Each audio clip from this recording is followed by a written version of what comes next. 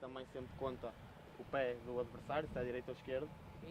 Mirar sempre para mirar esse lado, que é mais fácil, porque ele maioritariamente vai para esse lado, portanto, dar mais assim, à partida lá falei para sempre primeiro.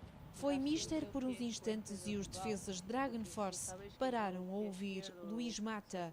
O lateral que começou a carreira como extremo parece ter jeito para ensinar.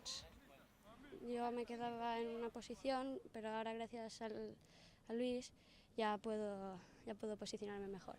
Theo é um dos defesas mais promissores da Dragon Force Valência. Aos 12 anos tem a certeza que quer jogar atrás, mas ainda não definiu a 100% em que espaço do terreno.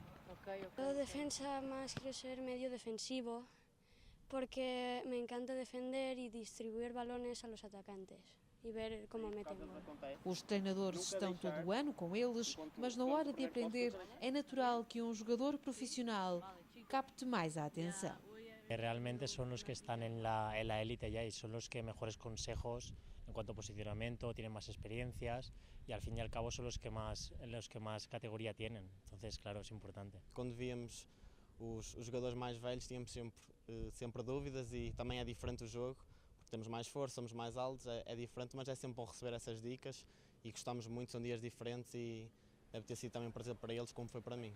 Um dos pormenores que mais encantou os jovens atletas Dragon Force foi o facto de Luís Mata já ter sido um homem da frente.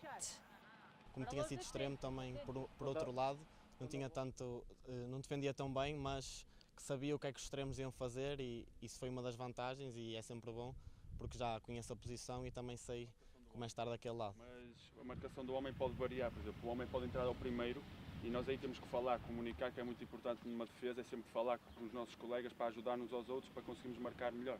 Então, com os defesas mais velhos ficou Jorge Fernandes. O central deu dicas importantes para quem quer ser um defesa de referência.